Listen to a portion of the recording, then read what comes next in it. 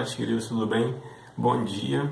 Hoje nós vamos continuar falando um pouco sobre provação, como que é o relacionamento de fé e provação, sendo que hoje vai ser dentro das outras religiões. Então, pegue sua Bíblia e nós vamos ver o que a palavra do Senhor ela vai nos responder, o que ela vai nos esclarecer sobre a fé e a provação. Pois bem, fé e provação.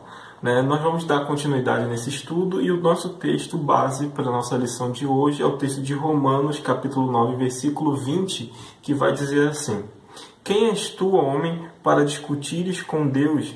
Porventura pode um objeto perguntar a quem o fez: Por que me fizestes assim?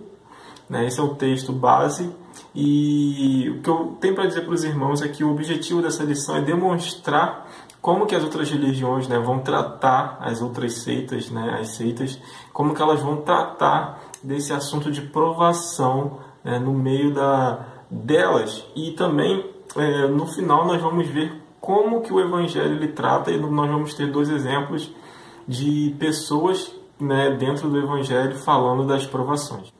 Pois bem, todas as religiões, todas as seitas, elas têm um intuito sempre de provar, de esclarecer qualquer corrente religiosa, inclusive o cristianismo, eles têm o objetivo de explicar a questão da provação, explicar a questão da fé, explicar uma série de coisas. Ou se são provações ou não, enfim, mas todas as correntes religiosas, todas as religiões, elas tentam explicar a Deus e tentam explicar também a questão da provação.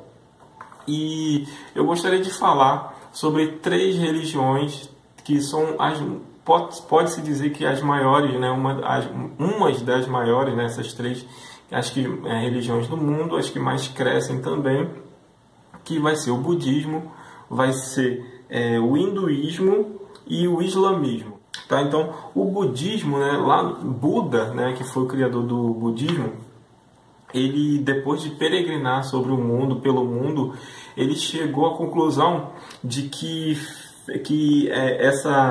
a questão de viver é o sofrer, viver é sofrer. Ele coloca exatamente dessa forma.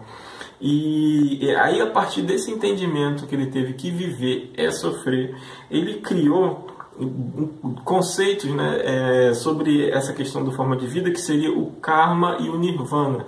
Eu não vou entrar muito nesse assunto, só vou falar um pouquinho sobre esse karma aí, tem como dentro dele, o karma, ele tem como o objetivo da aceitação do sofrimento e também fugir da realidade de todo sofrimento, aceitação do sofrimento. Ele anula também, dessa forma, o conhecimento, aquilo que a Bíblia vai falar sobre semeadura. E eu gostaria de fazer a leitura do texto de Gálatas 6:7, que vai falar sobre a semeadura. O texto diz assim: Não vos enganeis, de Deus não se zomba, pois aquilo que o homem semear, isso também ceifará. Então, esse é um ensinamento que a palavra de Deus nos dá sobre a semeadura, e eles fogem, o budismo ele tenta fugir dessa realidade, dos sofrimentos, das provações.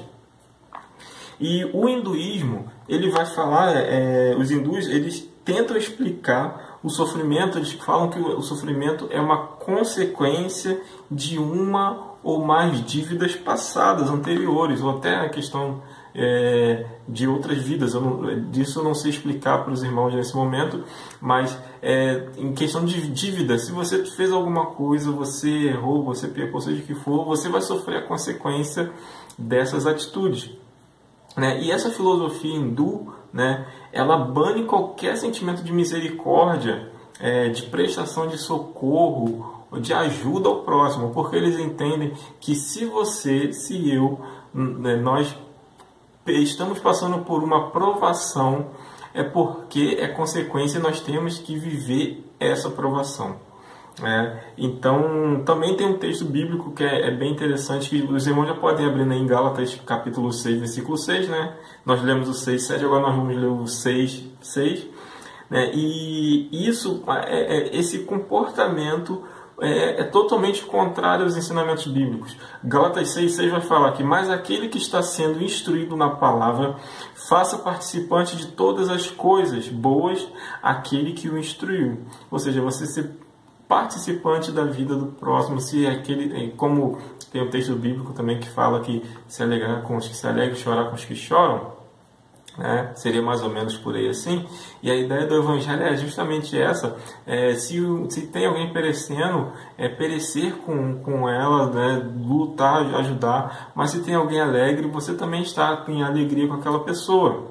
Então, o hinduísmo, ele anula, ele isola, isenta as pessoas dessa religião de ajudar o próximo, né? Então, imagine você ver alguém sofrendo, padecendo por alguma coisa e você não ajudar. Justamente que é o ensinamento do hinduísmo, né, dos hindus. E por último seria o islamismo, né, que os muçulmanos, né, para eles, tudo acontece de acordo com a vontade de Alá, né, porque isso está escrito lá no seu livro, lá no Corão, né, e é de uma forma em que ninguém pode intervir, muito parecido com o hinduísmo, com os hindus. Ninguém pode intervir. Se você está sofrendo, se você está perecendo, se você é um muçulmano, né, isso na visão deles, ninguém pode interromper, porque é uma permissão de Alá, né, o Deus a quem eles adoram. Então, isso também contraria o ensino do Evangelho, como nós lemos no texto de Gálatas 6,6, né, que se compadecer daqueles que sofrem, daqueles que se alegram, ser participante da vida daquele que se alegra, daquele que sofre, enfim, não importa o estado que seja. Então, esse ensinamento também do islamismo, ele vai contra o ensinamento da palavra do Senhor, né? E nós sabemos que provações nós vamos passar, nós vamos viver tendo essas provações, vivemos em dificuldades, né, nas dificuldades, porque dizemos assim, né, colocamos o nome até de dificuldade ou prova, né, costumamos falar de prova, mas como foi falado na semana passada, nós vamos ser provados para ser aprovados. Agora nós vamos ver como que o Evangelho ele trabalha em relação à aprovação. Como nós já falamos aqui, como eu falei na outra lição também, que o objetivo, o intuito da aprovação é provar-nos, né, e nos aprovar. Onde que numa área que nós temos dificuldade, vamos ser trabalhados, assim dizendo, para crescermos espiritualmente. Então, o Evangelho, ele busca muito, né, ao invés dele ficar buscando o porquê das coisas, ele vai nos mostrar o para quê, né? Que seria esse de crescimento espiritual. E temos dois exemplos aí dentro da Bíblia, dentro da palavra do Senhor, que vai nos mostrar a questão do sofrimento, né? E entender também o sofrimento. E uma pessoa seria a pessoa de Jesus Cristo, né? Ele fez o lugar, né, da sua dor, né, a cruz, e nós sabemos que ele morreu na cruz do Calvário, onde que a injustiça, a traição, o abandono, a angústia, elas se juntaram todas ali e acabou se tornando, né, o centro da conquista do homem, né, da humanidade. Porque isso acabou libertando o homem, né, esse ato da morte de Jesus na cruz do Calvário fez com que o homem fosse liberto, né, do pecado, da injustiça, do abandono, né, como Isaías falou. E nós vamos ler esse texto de Isaías, capítulo 53, versículo 3 versículo 4 e versículo 5.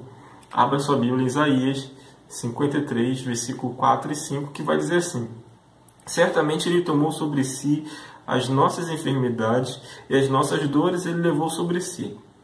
Mas ele foi traspassado pelas nossas transgressões e moído pelas nossas iniquidades. O castigo que nos traz a paz estava sobre ele, e pelas suas pisaduras fomos sarados. Isso já foi uma profecia de Isaías, né, onde que Jesus Cristo já está falando que Cristo, o Messias, ele tomaria as nossas dores na morte da cruz do Calvário, ele sofreria, ele passaria por essa provação da morte humana, né, que mesmo Jesus ele não precisava passar por isso, porque ele é sobrenatural, ele era superior, mas ele se fez homem e passou por toda a provação porque ele queria passar uma série de ensinamentos para a humanidade, e ele mostrou na cruz do Calvário de que essa morte iria libertar e de forma extraordinária o homem do pecado, libertaria o homem da injustiça, do abandono. Então, esse é um exemplo muito claro, é o melhor exemplo que nós temos quando a gente fala sobre provação.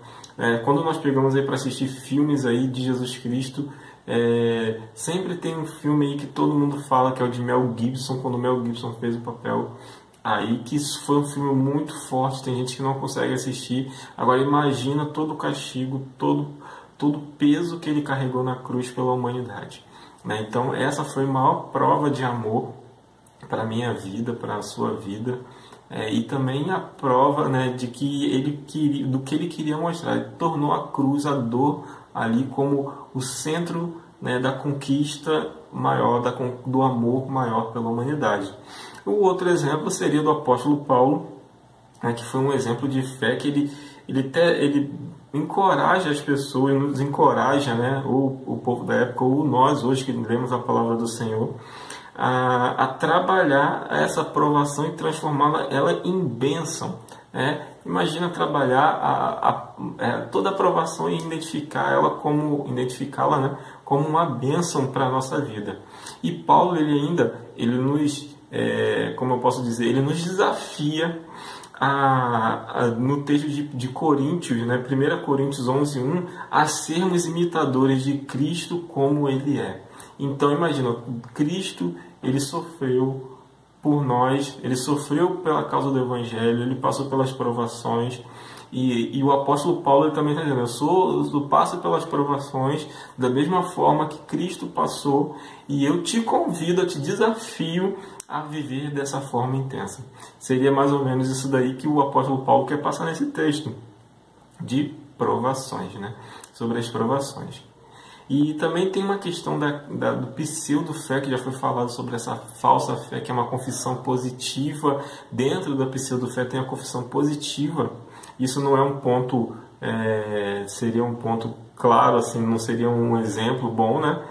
O que eu estou querendo dizer é que vai de contra ao Evangelho, que são falácias, né? São de onde que vai dizer que somos invencíveis, vai pegar textos isolados da Bíblia e transcrevê-lo, né? Falar de uma forma diferente.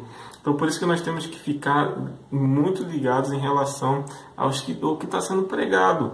Muitas das vezes assistimos pregações onde que isso acaba sendo inculcado na nossa mente, mas sendo que a Bíblia vai nos orientar, que vai nos mostrar, como eu mostrei aqui para os irmãos, que existem provas a serem passadas, né? Então, isso é um mal, esse pseudo-fé aí, ele vai isolar também, vai isentar, vai rejeitar as provações, vai dizer, quem é adepto a esse tipo de pensamento, vai dizer que você é vencedor, que você não nasceu para sofrer, que eu não nasci para sofrer, não nasci para perecer, e tem que rejeitar as provações, sendo que a palavra do Senhor, ela nos instrui de forma totalmente diferente.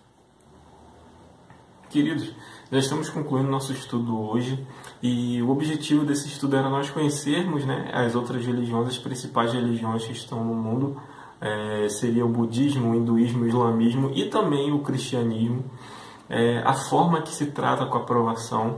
Nós vimos que essas três religiões que eu citei no início, elas vão contra tudo aquilo que a palavra do Senhor nos orienta.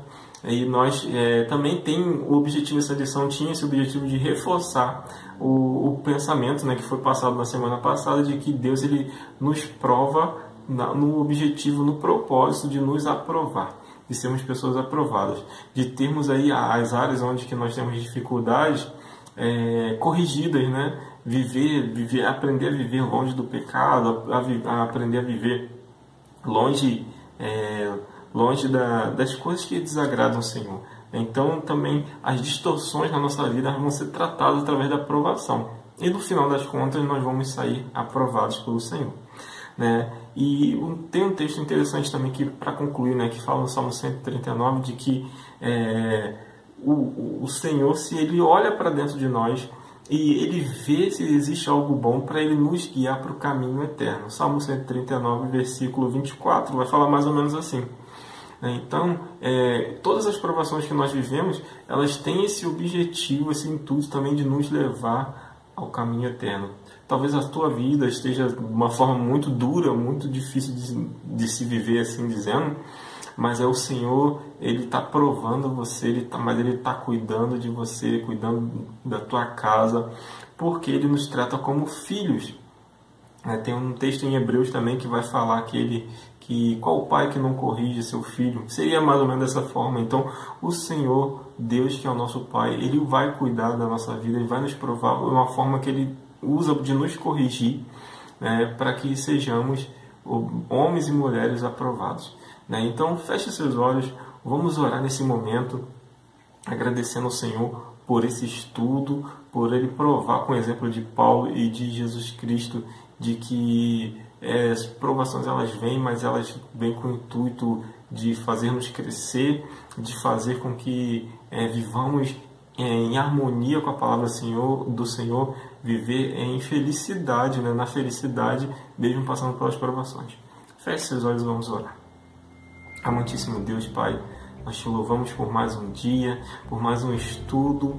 E, Senhor, muito obrigado por essa palavra, onde que reforça o ensinamento de que o Senhor nos criou para vivermos de acordo com a Tua palavra, onde que também, Deus, esse estudo mostrou como que as outras religiões elas trabalham, mas também, Deus, como que o Evangelho trabalha sobre a nossa vida e o porquê dessas provações.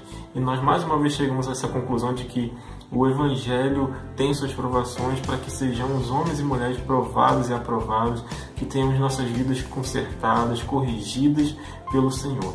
E Deus, que o Senhor continue nos ajudando, que possamos ser homens e mulheres corajosos a vivermos, Deus, intensamente a Tua palavra e vivermos, Senhor, de acordo com a Tua vontade, Deus.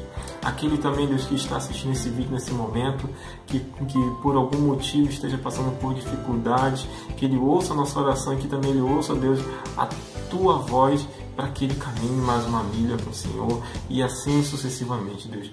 Pai, que o Senhor entre na nossa casa e que o Senhor modifique aquilo que é necessário, Deus, para que sejamos homens e mulheres que vivem, Deus, de acordo com a Tua vontade e com a Tua palavra, Deus. Essa é a oração, Deus, que eu te faço, agradecendo por tudo, agradecendo pela Tua igreja, Deus, agradecendo por cada pessoa que está assistindo esse vídeo. Eu não sei quem vai estar assistindo, mas o Senhor sabe. E Deus, mas eu já te agradeço por essas vidas e que o Teu Espírito Santo esteja ministrando no coração de cada um deles aquilo que eu não consegui ministrar, falar nesse momento. Muito obrigado, Deus, por tudo. Essa é a oração que eu te faço, agradecendo por tudo, no nome de Jesus. Amém e amém. Queridos, que a tua semana que se inicia seja uma semana de bênção, que seja uma semana de provações, mas também que seja uma semana de vitória, porque o Senhor é contigo por onde você andar, por onde você passar. Continue assistindo nossos vídeos, a nossa EBD online sempre aos domingos, 9h30 da manhã. Também as ministrações que o nosso pastor tem colocado no nosso canal. Se inscreva no nosso canal, ative o sininho para toda vez que publicar um vídeo você receba a notificação. Que Deus abençoe, um grande beijo, um grande abraço para todo mundo e até a próxima.